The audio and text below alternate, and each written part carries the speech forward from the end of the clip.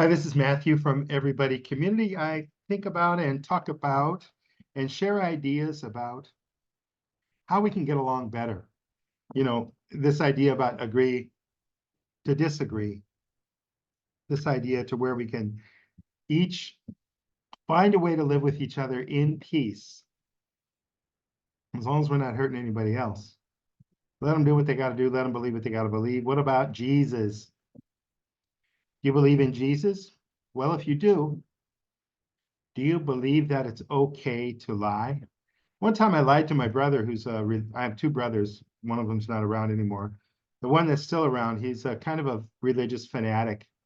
And one time he said to me, liars will not inherit God's kingdom, which is a quotation of the New World Translation. That's the Jehovah's Witnesses version of the Bible, because my brother is a Jehovah's Witness. And I lied to him. I misled him.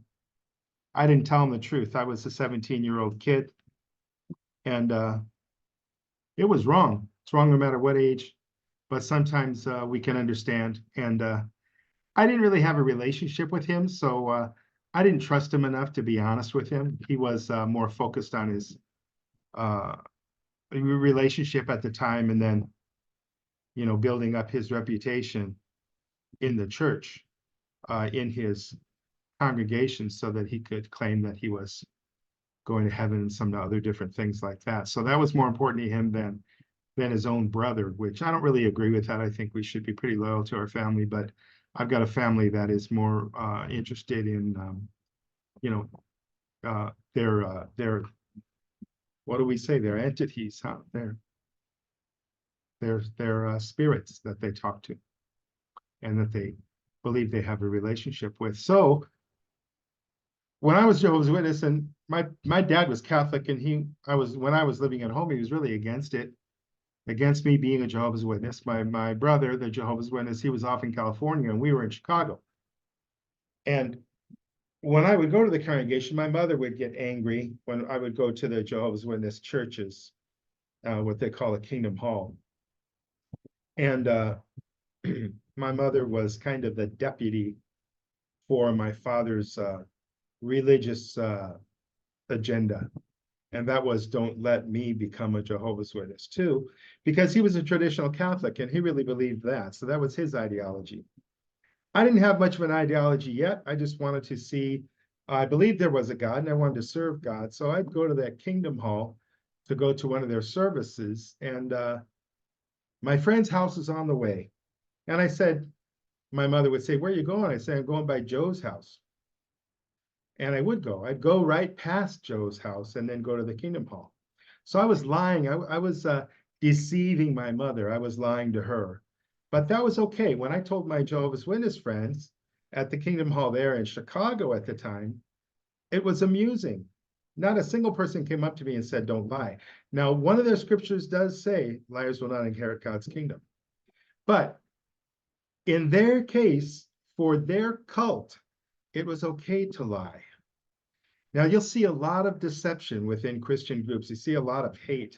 I've had people just block me and not want to be friends with me and not want to interact with me and not want to talk to me at all when I say, hey, the world is exactly as it would be if there were no God that cares, because everything just happens the way it happens, and there's no ever any intervention from any supreme being unless we fabricate it. And that's a much harder sell than just looking at reality. Some people, like Ricky Gervais said, what was God busy doing at the time during 9/11, for example? Oh, he was giving AIDS to babies in Africa. Ricky Gervais is, pretty sarcastic, and the guy's extremely clever. But he makes a good point. Why do babies get AIDS? Oh, that's God's plan. No, it's not really. It's not really. But if you want to just take that template, if you want to just put that label, slap that label, oh, it was God's choice. That's what God wants. And you're fabricating God. You can fabricate God doing anything, and you can fabricate yourself as a result, as a follower of Jesus or God or whatever entity that your ideology dictates. it will make you do bad things in the name of that ideology. And religions, which are supposed to be about love, but they're not. They're about the religion. They're about the dogma. They're about the beliefs. They're about the group. They're about the cult. They're about the tribe.